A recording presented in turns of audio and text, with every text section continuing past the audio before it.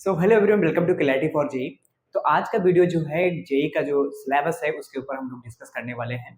और आज मैं सिर्फ और सिर्फ इस वीडियो के अंदर मैथमेटिक्स का सिलेबस जो है वो डिस्कस करूंगा आपके साथ में, जो कि एक बहुत ही इंपॉर्टेंट हो जाता है। अगर कोई भी स्टूडेंट अगर भी 11th क्लास में गया है और वो जेई का प्रिपरेशन करने के बारे में सोच रहा है, तो उसको सिलेबस जानना बहुत जरूरी होता है। जब भी आप क्या होता है कि कोई भी एग्जाम का प्रिपरेशन करना स्टार्ट करें, तो सबसे पहला जो काम होता है वो हमें सिलेबस को देखने का और समझने का काम होता है। तो अगर आप सिलेबस को अच्छे से पढ़ते हैं, फिर उसके बाद में आप अपने कैपेबिलिटी के अकॉर्डिंग क्या कर सकते हैं, आप देख सकते हैं कि क्या आप जेई का प्रिपरेशन कर सकते हैं या नहीं कर सकते हैं। तो इस वीडियो के अंदर कंप्लीट जो है सिलेबस, जो क्लास 11th और 12th का जो जेई का सिलेबस है उसको हम लोग यहाँ पे समझने वाले हैं। तो इससे पहले मैं जो क्लास था वो ओबीएस स्टूडियो पे लिया करता था, जिसके अंदर सिर्फ और सिर्फ मैं वहाँ पे मेरा वॉइस होता था, वीडियो नहीं होता था। तो आज की क्लास में हम लोग जो बोर्ड के ऊपर समझने वाले हैं, सब कुछ अच्छे से समझेंगे। और यार सिर्फ और सिर्फ मैं यहाँ पे सिलेबस को ही नहीं डिस्कस करूंगा, बल्कि यहाँ पे हम लोग क्या करेंगे कि जो चैप्टर वाइज जो सिलेबस है, यूनिट वाइज जो सिलेबस है, उसको भी डिस्कस करेंगे।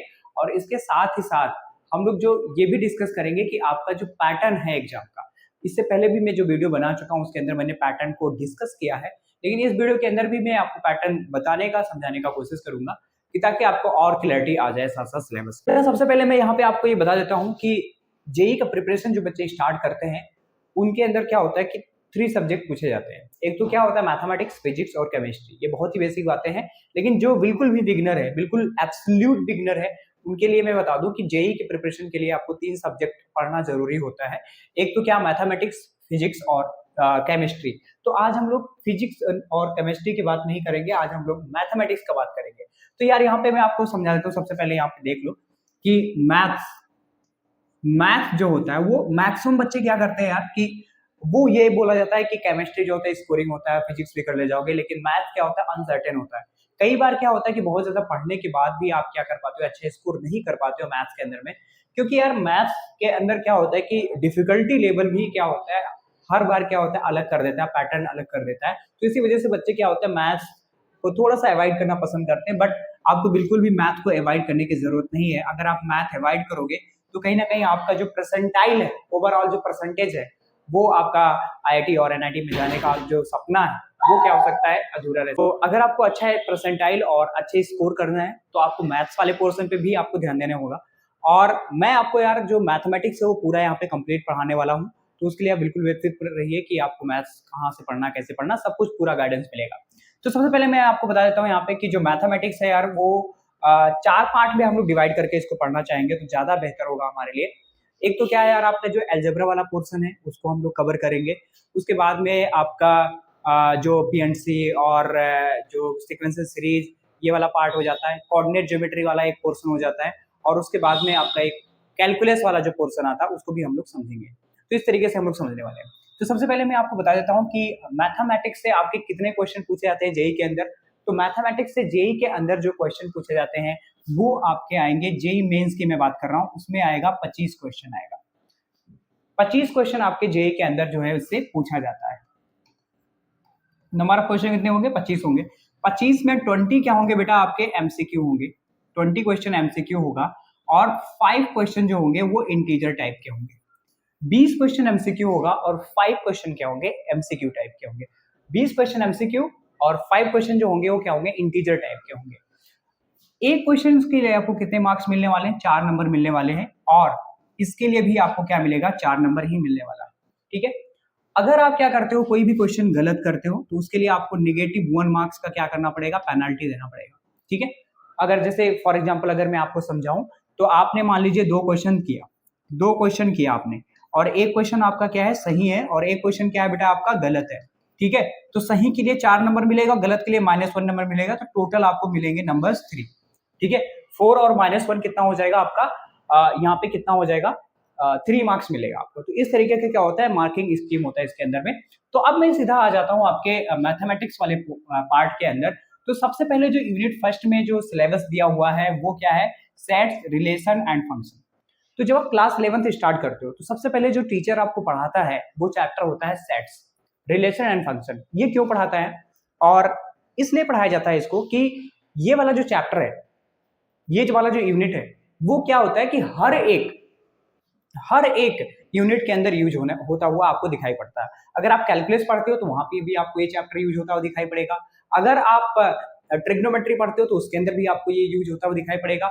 अगर आप जो है सीक्वेंस सीरीज या पीएनसी पढ़ते हो तो उसके अंदर भी आपको ये चैप्टर यूज होता हुआ दिखाई पड़ता है। तो इस चैप्टर को यार बहुत अच्छे से करना है स्टार्टिंग में आपको। अगर अच्छे से नहीं करोगे तो जो अच्छे लेवल के क्वेश्चन होते हैं, बाकी जो क्वाड्रेटिक इक्वेशन के होंगे, जो अच्छे लेवल के उसके क्वेश्चन बनेंगे उसमें आपको थोड़ा सा डिफिकल्टी फेस करने को मिलेगा। तो रिलेशन फंक्शन आपको अच्छे से पढ़ना है। इसके जो सब टॉपिक्स है, इसके अंदर जो टॉपिक्स है उनके बारे में भी हम लोग बात करेंगे। जब मैं चैप्टर स्टार्ट करूंगा तो इनके अंदर और डिटेल में बात करेंगे। अभी जस्ट ऊपर ऊपर से मैं बात कर रहा हूँ कि कौन से चैप्टर को आपको कितने डेप्थ में पढ़ना है, कितने अच्छे से पढ़ना है। ठीक है, इस चीज को हमें यहाँ पे देखना है। तो सेट रिलेशन फंक्शन को आपको काफी अच्छे से कर लेना है क्योंकि ये बहुत ही इंपॉर्टेंट हो जाता है। क्योंकि आने वाले जितने भी चैप्टर हैं, ठीक है, बोर्ड लेवल के क्वेश्चन तो आपके बन जाएंगे, लेकिन आप जब मेंस लेवल के क्वेश्चन करोगे, एडवांस लेवल के क्वेश्चन करोगे, तो उसमें आपको कहीं ना कहीं ये जो सेट और रिलेशन जो है इनडायरेक्टली क्या होगा उसमें यूज होता है वो आपको दिखाई पड़ जाएगा। फिर उसके बाद में अगर यूनिट सेकंड के ऊपर आते हैं यार, तो हम लोग यहाँ पे कॉम्प्लेक्स नंबर की बात करते हैं और क्वाड्रेटिक इक्वेशन की बात करते हैं। ठीक है, तो आपने क्लास 10th के अंदर क्वाड्रेटिक इक्वेशन चैप्टर पढ़ा होगा। क्वाड्रेटिक इक्वेशन जो चैप्टर पढ़ा है, अगर जिन बच्चों ने अच्छे से पढ़ के आए क्वाड्रेटिक इक्वेशन, तो उनको बहुत ज्यादा यहाँ पे प्रॉब्लम होने वाला नहीं है। हालांकि क्या है, बिल्कुल ये नया रहेगा आपके लिए, लेकिन ज्यादा प्रॉब्लम होना नहीं चाहिए आपके लिए, क्योंकि यहाँ पे क्या होगा, कॉम्प्लेक्स वाला पार्ट आ जाएगा। मतलब जो रूट के अंदर आप, जैसे मैं -4 का वैल्यू पूछता हूँ तो इसमें क्या हो जाएगा, -2 आयोटा ये आ जाएगा। तो इतना आपको क्या करना पड़ेगा, नया ऐड करना पड़ेगा। और भी इसमें बहुत सारे इंटरेस्टिंग चीजें हैं जो हम मेंस लेवल के लिए पढ़ते हैं। इसके अंदर तो काफी कुछ डेप्थ में हमें पढ़ना पड़ता है, लेकिन अगर आपका बेसिक क्लियर है तो आपको दिक्कत होना नहीं चाहिए। तो क्वाड्रेटिक इक्वेशन और कॉम्प्लेक्स नंबर ये भी हम लोग अच्छे से कवर करने वाले हैं, बहुत ही अच्छे से कवर करने वाले हैं। और मान के चलिए कि क्वाड्रेटिक इक्वेशन और कॉम्प्लेक्स नंबर को मिला के 1 या 2 क्वेश्चन आपके जेईई मेंस में जरूर पूछा जाता है। तो प्लीज इसको अच्छे से हमें पढ़ना है। उसके बाद में हम लोग यहाँ पे देखेंगे मैट्रिसेस एंड डिटर्मिनेंट्स। तो जो बच्चे अभी क्लास 10th से जस्ट 11th क्लास में गए हैं, तो उनको यार ये जो चैप्टर है मैट्रिसेस और यहाँ पे हमारे पास जो डिटर्मिनेंट्स है, मैट्रिक्स और डिटर्मिनेंट, ये दोनों जो चैप्टर हैं वो आपको क्लास 12th के अंदर पढ़ने को मिलेगा। लेकिन अगर आपने कोचिंग कर रखा होगा तो वहां पे हो सकता है आपको पढ़ाया जाए, लेकिन ये क्लास 12th में ही आपको पढ़ने को मिलेगा। यहाँ पे हम लोग इसको भी कवर करेंगे बिल्कुल, जेईई मेंस और जेईई मेंस और जेईई एडवांस, और उसके बाद में जो आपका बोर्ड लेवल का है वो भी मैं यहाँ पे कवर करूंगा। तो आपको कहीं से अलग से पढ़ने की जरूरत नहीं है। ठीक है, मैट्रिसेस, अलजेब्रा ऑफ मैट्रिसेस, ये डीप में पढ़ेंगे जब हम इस चैप्टर को स्टार्ट करेंगे। उसके बाद में आपका यूनिट 4 आ जाता है, जिसके अंदर हमें परम्यूटेशन एंड कॉम्बिनेशन पढ़ना है। ठीक है, इसमें हम लोग सिलेक्शन और अरेंजमेंट की बातें करेंगे कि कैसे कोई आपके पास में 5 लेटर्स है तो उसको किस तरीके से आप अरेंज कर सकते हैं, या कितने लेटर्स उससे बनाए जा सकते हैं, फॉर्मेशन कितने होंगे। तो इस टाइप के जितने भी क्वेश्चन है इसमें हम लोग परम्यूटेशन एंड कॉम्बिनेशन के अंदर हम लोग करने वाले हैं। तो ये भी एक अपने आप में एक बहुत ही इंपॉर्टेंट चैप्टर हो जाता है। यहाँ से भी आपको 1 या 2 क्वेश्चन, आपको एक क्वेश्चन तो कंफर्म है कि आपको जो है मेंस के अंदर देखने को मिलेगा पीएचडी से। ठीक है, तो इसको भी हमें अच्छे से करना है। उसके बाद में हमारे पास आ जाता है binomial theorem and it's simple application. तो बाइनोमियल थ्योरम जैसे ये भी क्या है, एक अपने आप में एक इंपॉर्टेंट हो जाता है, और एक क्वेश्चन तो यहाँ से आता है जेईई मेंस के अंदर बाइनोमियल वाले पार्ट से। यहाँ पे तो जैसे यहाँ पे अगर आपने अभी 10th में पढ़ा होगा, 10th में आपने पढ़ा होगा एक्स स्क्वायर निकाल लेते हो आप, एक्स पावर 3 निकाल लेते हो। लेकिन अगर मैं आपसे पूछ लूं कि एक्स पावर जो है, अगर मैं लिख दूं यहाँ पे 2 पावर 120 लिख दूं, तो इसका वैल्यू कैसे फाइंड करेंगे हम? ठीक है, तो ये फाइंड करने का तरीका हमारे पास होता है बाइनोमियल से हम फाइंड करते हैं। तो इसके अंदर हम लोग इस टाइप के प्रॉब्लम्स को यहाँ पे डील कर रहे होंगे। तो ये जो यूनिट है, यूनिट 5 जो है, इसको भी हम लोग यहाँ पे कवर करेंगे, binomial theorem and its application. ये भी एक इंपॉर्टेंट चैप्टर जो है हो जाता है मेंस के पॉइंट ऑफ व्यू से, क्योंकि यहाँ से भी एक क्वेश्चन आता है जरूर। उसके बाद में यूनिट 6, जिसके अंदर क्या होता है, sequence and series. Class 10th के अंदर आपने पढ़ा होगा एक चैप्टर जिसका नाम था क्या, अरिथमेटिक प्रोग्रेशन, जिसके अंदर सिर्फ और सिर्फ एपी दिया होता है। तो एपी को जस्ट इंट्रोडक्शन दिया होता है, बहुत ही माइन्यूट लेवल का एपी दिया होगा, लेकिन फिर भी अगर आपने अच्छे से पढ़ा तो वो आपको इस चैप्टर के अंदर हेल्प करने वाला है। ये जो सीक्वेंस एंड सीरीज है इस चैप्टर के अंदर आपको हेल्प करेगा, बहुत अच्छे से हेल्प करेगा, जो आपने एपी पढ़ा था। इसके अंदर एपी के साथ साथ आपको एपी तो पढ़ना ही पड़ेगा, उसके साथ में आपको जीपी भी पढ़ना पड़ेगा, उसके साथ में आपको एचपी भी पढ़ना पड़ेगा, arithmetic progression, geometric progression, harmonic progression, और उसके साथ साथ में आपको अरिथमेटिक मीन भी पढ़ना पड़ेगा, ज्योमेट्रिक मीन भी पढ़ना पड़ेगा, और उनके बीच में क्या रिलेशन होता है उनको भी हमें पढ़ने की जरूरत यहाँ पे पड़ेगा। तो यहाँ से जो हमारे पास होता है सीक्वेंस एंड सीरीज, ये इतना ज्यादा इंपॉर्टेंट चैप्टर है कि जब आप सीक्वेंस एंड सीरीज पढ़ते हो, इसके बाद ही क्या होगा, जब आप अच्छे लेवल के क्वेश्चन करोगे किसी अदर चैप्टर के, तो उसमें आपको देखोगे कि सीक्वेंस सीरीज क्या हो रहा है, यूज हो रहा है। चाहे वो कैलकुलस के अंदर हो, कैलकुलस के अंदर भी कई बार आपको सीक्वेंस एंड सीरीज यूज होता दिखाई पड़ेगा। कई बार क्या होगा, जब आप पीएनसी पढ़ते हो तो उसके अंदर भी आपको जो ये हमारा सीक्वेंस एंड सीरीज है वो भी यूज होता दिखाई पड़ेगा। प्रोबेबिलिटी के अंदर भी आपको यूज होता दिखाई पड़ेगा। तो ये बहुत ही इंपॉर्टेंट चैप्टर हो जाता है हमारा सीक्वेंस एंड सीरीज। क्यों इंपॉर्टेंट हो जाता है? क्योंकि ये बाकी भी चैप्टर में क्या करता है, आपको हेल्प करता है। वहां भी क्या होता है, क्वेश्चन के अंदर जो है वो पूछा जाता है। तो प्लीज आप जो है सीक्वेंस एंड सीरीज को भी अच्छे से करना, ताकि आपको बाकी आगे वाले आने वाले चैप्टर में आपको दिक्कत नहीं हो पाए।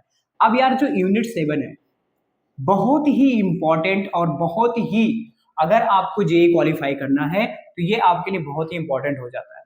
क्या हो जाता है? बहुत ही इंपॉर्टेंट हो जाता है, जिसके अंदर हमें क्या डिस्कस करना है, लिमिट डिस्कस करना है, कॉन्टिन्यूटी डिस्कस करना है, डिफरेंशिएबिलिटी डिस्कस करना है। तो इन सबको पढ़ने से पहले हमें डिफरेंशिएशन के कॉन्सेप्ट जानने होते हैं। तो अभी जो क्लास 10th से सिर्फ 11th में गए हैं और अभी अपना जेई का प्रिपरेशन जस्ट स्टार्ट किए हैं, तो उनको टेंशन लेने की जरूरत नहीं है। ये जब आपका चैप्टर आएगा तो उसको खूब अच्छे से आपको पढ़ाया जाएगा। इसके अंदर हम लोग डिफरेंशिएशन डिस्कस करेंगे, लिमिट डिस्कस करेंगे, कॉन्टिन्यूटी डिफरेंस करेंगे, डिफरेंशिएबिलिटी क्या होता है, और किस तरीके से हम लोग मैक्सिमम मिनिमम फाइंड करते हैं, और किस तरीके से हम लोग इंक्रीजिंग डिक्रीजिंग फाइंड करते हैं, रोल्स मेयर्स थ्योरम क्या होता है, ये सब कुछ जो है यहां से आप मान के चलो आपके आपके पूरा जो कैलकुलस मैं बता देता हूं, कैलकुलस जो है उससे आपको एटलीस्ट 50% क्वेश्चन मैथ के आपको दिखाई पड़ते हैं। जो पूरा 50% आपका जो मैथमेटिक्स का जो पार्ट है जेईई मेंस के अंदर, वो कैलकुलस वाले पार्ट से आते हैं। तो इतना ज्यादा इंपॉर्टेंट हो जाता है कैलकुलस आपके लिए। ठीक है, तो बहुत ही आसान भी है कैलकुलस। आसान तो मैं नहीं कहूंगा, क्योंकि आपको पढ़ने पड़ेंगे, अच्छे से पढ़ने पड़ेंगे, तभी आपके लिए क्वेश्चंस बन पाएगा। ठीक है, अपने आप में एक चैलेंजिंग चैप्टर माना जाता है ये कैलकुलस का जो पार्ट होता है। तो इसके अंदर ये जो सारे चैप्टर है, ये जो सारे टॉपिक्स हैं, ये अपने आप में भी एक बड़े बड़े टॉपिक्स हैं, जिसके अंदर हमें खूब सारे क्वेश्चंस प्रैक्टिस करना पड़ता है। तो लिमिट, कंटिन्यूटी, डिफरेंशिएबिलिटी, जिसके अंदर हम लोग यहाँ पे डिफरेंशिएशन जोड़ देंगे, जिसके अंदर हम लोग ग्राफ जोड़ देंगे, जिसके अंदर हम लोग फंक्शन को भी जोड़ देंगे, वो सारी चीज भी यहाँ पे क्या होगा, हमें पढ़ने को मिलेगा। जैसे मैं अभी बोल रहा था आपको इंक्रीजिंग एंड डिक्रीजिंग, जैसे मैं आपको बोल रहा था मैक्सिमा एंड मिनिमा, तो आप वीडियो को पॉज करके आप ये डिटेल में पढ़ सकते हो कि कौन कौन से टॉपिक जो है इसके अंदर आपको पढ़ने की जरूरत है। इनवर्स ट्रिग्नोमेट्री भी इसी के अंदर आ जाता है आपका, तो उसको भी हम लोग यहाँ पे डिस्कस करने वाले हैं। और उसके बाद में आपका जो इंपॉर्टेंट एक चैप्टर आ जाएगा, ये भी कैलकुलस का ही पार्ट है। तो देखो यार, कैलकुलस जो आपका दो टाइप का होता है, एक तो होता है डिफरेंशियल कैलकुलस, और एक क्या होता है आपका इंटीग्रल कैलकुलस, जिसके अंदर हम लोग डिफरेंशिएशन, जो डिफरेंशियल होता है उसके अंदर डिफरेंशिएशन और उसके डेरिवेटिव्स जो होते हैं उनको हम डिस्कस करते हैं। और जो इंटीग्रल कैलकुलस होता है उसके अंदर हम लोग इंटीग्रेशन को डिस्कस करते हैं, जिसके अंदर डेफिनेट इंटीग्रेशन, इनडेफिनेट इंटीग्रेशन, और क्या होता है उसके बाद में एरिया अंडर द कर्व वाले जो पार्ट होते हैं, एप्लीकेशन ऑफ इंटीग्रेशन जो है, कि एप्लीकेशन का हमारे रियल लाइफ के अंदर क्या यूज होता है, उसको भी हम लोग वहां पे डिस्कस करते हैं। तो इंटीग्रल कैलकुलस और डिफरेंशियल कैलकुलस जो होता है वो ज्यादा इंपॉर्टेंट है हमारे जेईई के पॉइंट ऑफ व्यू से, क्योंकि 50% क्वेश्चन आपके यहीं से आने वाले हैं। फाइन, तो इसके अंदर क्या इंटीग्रल डिस्कस करेंगे, एंटी डेरिवेटिव्स क्या होता है उसको डिस्कस करेंगे, और भी जितने भी टॉपिक है इसके अंदर वो सारे हम लोग डिस्कस करेंगे। तो जब मैं इस चैप्टर को आपको पढ़ाऊंगा तब अब क्या करेंगे, डिटेल में बताऊंगा कि कौन कौन से टॉपिक इसके अंदर हमें पढ़ने हैं, और कौन कौन से टॉपिक से क्वेश्चन आते हैं, कौन कौन से टॉपिक से क्वेश्चन आते हैं, वो हमें पढ़ने की जरूरत है। क्योंकि पढ़ेंगे अपन तो सारे, लेकिन सारे टॉपिक से क्वेश्चन नहीं आएगा, हमें जो इंपॉर्टेंट टॉपिक है उसको भी हमें कवर करते हुए। फिर उसके बाद में आपका आ जाता है यूनिट 9, जिसके अंदर हम लोग क्या समझते हैं, डिफरेंशियल इक्वेशन। तो ये क्या होता है, ये इंटीग्रेशन और डिफरेंशिएशन पढ़ने के बाद ही हम लोग यहाँ पे पढ़ते हैं। तो एक क्वेश्चन यहाँ से आपका पक्का है जेईई मेंस के अंदर, एक क्वेश्चन तो आना ही आना, कहां से, डिफरेंशियल इक्वेशन के अंदर। आप पिछले ईयर्स के जो पीआईक्यूज है उसको उठा के देखोगे तो उसमें आपको हर एक पीआईक्यू के अंदर जो है डिफरेंशियल इक्वेशन का क्वेश्चन जरूर मिलेगा। तो इन सबको हम क्या करेंगे, डिस्कस करेंगे। एक बहुत ही अपने आप में चैलेंजिंग चैप्टर माना जाता है, क्योंकि इसमें डिफरेंशिएशन और एज वेल एज इंटीग्रेशन दोनों के कॉन्सेप्ट्स को मर्ज करके जो है वो ये चैप्टर बनाया गया है, और इसका भी बड़ा यूज है हमारे रियल लाइफ के अंदर। फिर उसके बाद में कोऑर्डिनेट ज्योमेट्री आता है। ये भी यार क्या है, अपने आप में एक बहुत बड़ा चैप्टर माना जाता है, जिसके अंदर हमें क्या करना है कि हमें जितने भी कार्टेशियन प्लेन वाले सिस्टम है, कोऑर्डिनेट के जो जितने भी हमारे चैप्टर है वो सारे हम इसके अंदर पढ़ते हैं। जैसे आपका स्ट्रेट लाइन हो गया, पैराबोला हो गया, सर्कल हो गया, हाइपरबोला हो गया, एलिप्स हो गया, ये सारे चैप्टर हमें क्या करना है, इस कोऑर्डिनेट ज्योमेट्री के अंदर हमें क्या करना है, पढ़ना है। ठीक है, तो इस चैप्टर के अंदर हमें स्ट्रेट लाइन पढ़ना है, सर्कल पढ़ना है, कॉनिक सेक्शन। कॉनिक सेक्शन में क्या आ जाएगा आपका, पैराबोला आ जाएगा। क्या आ जाएगा, पैराबोला, एलिप्स, हाइपरबोला, ये सारे के सारे हमें क्या करना है, पढ़ना है। तो यहां से भी आप मान के चलो कि आपको एटलीस्ट 20 मार्क्स मिलने वाले हैं। 4 से 5 क्वेश्चन आपको यहां से जरूर मिलने वाले। कहां से, कोऑर्डिनेट ज्योमेट्री से। तो ये भी अपने आप में एक बहुत वेटेज वाला चैप्टर है, और यकीन मानो यार, आपको मैं इस तरीके से इस चैप्टर को पढ़ाऊंगा कोऑर्डिनेट ज्योमेट्री को कि आपको मजा आ जाएगा। सच बता रहा हूँ, आपको मजा आ जाएगा कोऑर्डिनेट ज्योमेट्री में। आप कहोगे कि हाँ मजा आ गया। तो कोऑर्डिनेट ज्योमेट्री को अपन खूब अच्छे से पढ़ने वाले हैं, और अभी जो इस वीडियो के बाद ही मैं वीडियो बनाना स्टार्ट करूंगा कोऑर्डिनेट ज्योमेट्री के ऊपर में, और इसकी प्लेलिस्ट आना स्टार्ट हो जाएगा। ठीक है, तो अपने आप में एक बहुत इंपॉर्टेंट चैप्टर है। इसके अंदर हम लोग स्ट्रेट लाइन को डिस्कस करेंगे, इसके अंदर हम लोग सर्कल को डिस्कस करेंगे, इसके अंदर हम लोग पैराबोला, एलिप्स को डिस्कस करेंगे, हाइपरबोला को डिस्कस करेंगे। तो ये सारे के सारे जो हमारे पास टॉपिक है, ये जो हमारा कोऑर्डिनेट ज्योमेट्री, इसके अंदर हम लोग डिस्कस करने वाले हैं। एक बहुत इंपॉर्टेंट और बहुत ही ज्यादा वेटेज जो होता है इस कोऑर्डिनेट ज्योमेट्री का होता है। आपने इससे रिलेटेड आपने 10th में जो पढ़ा था कोऑर्डिनेट ज्योमेट्री, वो तो जस्ट इंट्रोडक्शन भी नहीं था इसका। जब आप जेई लेवल के लिए ये कोऑर्डिनेट ज्योमेट्री पढ़ोगे तब आप कहोगे कि हाँ ये भी मैथमेटिक, इतना मैथ होता है। तो हाँ बिल्कुल इतना मैथ होता है। तो आपको जब मैं ये पढ़ाऊंगा तो आपको मजा आने वाला है। तो प्लीज इसको वेट करें, और बहुत ही इंटरेस्टिंग है, और बहुत जगह पे हमारे रियल लाइफ के अंदर भी यूज होता है, और सबसे ज्यादा की क्वेश्चन इससे बहुत ज्यादा आते हैं जेई के अंदर, इसलिए भी हमें इसको पढ़ने की जरूरत है। उसके बाद में यूनिट 3 में हमारा आता है 3D आता है। 3D एक क्वेश्चन कंफर्म है इससे बेटा, एवरी ईयर एक क्वेश्चन जरूर आता है 3D से हमारा। ठीक है, 3D में क्या पढ़ना हमें, जो कार्टेशियन सिस्टम हमने पढ़ा था, कोऑर्डिनेट, ये वाला चैप्टर कोऑर्डिनेट ज्योमेट्री पढ़ने के बाद ही 3D पढ़े। मैं आपको सीक्वेंस भी बताऊंगा कि कौन सा चैप्टर कब पढ़ना है, उसी अकॉर्डिंग आप पढ़ोगे तो आपको ज्यादा बेनिफिट मिलेगा। क्योंकि क्या होता है यार, क्लास में टीचर स्टार्ट कर देते हैं रैंडम, कैसे भी कोई भी चैप्टर स्टार्ट कर देते हैं, तो बच्चों में सीक्वेंस जो है वो बिल्डअप नहीं हो पाता है।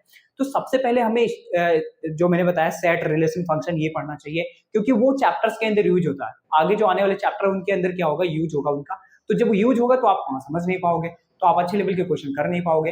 तो जो चैप्टर के सीक्वेंस है वो बहुत ज्यादा इंपॉर्टेंट हो जाते हैं। अगर आपने सीक्वेंस मेंटेन नहीं किया है तो आपके लिए बहुत ज्यादा दिक्कत होने वाला है। ठीक है, तो प्लीज आप सीक्वेंस को अच्छे से मेंटेन करके चलें। मैं सीक्वेंस बता दूंगा कि कौन सा चैप्टर कब पढ़ने हैं आपको। तो 3D से आपको एक क्वेश्चन मिलने वाला है। अब 3D में क्या होता है कि जब हम कार्टेशियन प्लेन पढ़ते हैं तो उसमें एक्स और वाई प्लेन पढ़ते हैं। इसके अंदर क्या होता है, एक प्लेन और ऐड हो जाता है, एक एक्सिस और ऐड हो जाता है, जो जेड एक्सिस होता है, यानी 3D डायमेंशन में आ जाते हैं। ठीक है, तो ये चीज इसमें क्या होता है, एड ऑन हो जाता है। और इसके अंदर भी हमें पढ़ने जो चीजें हम लोग स्ट्रेट लाइन में पढ़ते हैं, यहाँ पे भी हमें वो चीजें पढ़ना पड़ता है। ठीक है, तो ये भी क्या हमारे पास एक इंपॉर्टेंट चैप्टर हो जाता है 3D, और मैं आपको बहुत अच्छे से पढ़ाने वाला हूँ 3D चैप्टर। एंड देन उसके बाद में आएगा वेक्टर अलजेब्रा। वेक्टर अलजेब्रा से भी एक क्वेश्चन आपके जेई के अंदर पूछा जाता है, जेई मेंस के अंदर वेक्टर अलजेब्रा से एक क्वेश्चन आना ही आना एवरी ईयर। ठीक है, अब वेक्टर अलजेब्रा में हमें पढ़ना क्या होता है बेटा, स्केलर प्रोडक्ट क्या होता है, डॉट प्रोडक्ट क्या होता है, डॉट और स्केलर एक ही चीज होता है। और उसके बाद में हमारे पास वेक्टर प्रोडक्ट क्या होता है, उसको हम पढ़ते हैं इसके अंदर।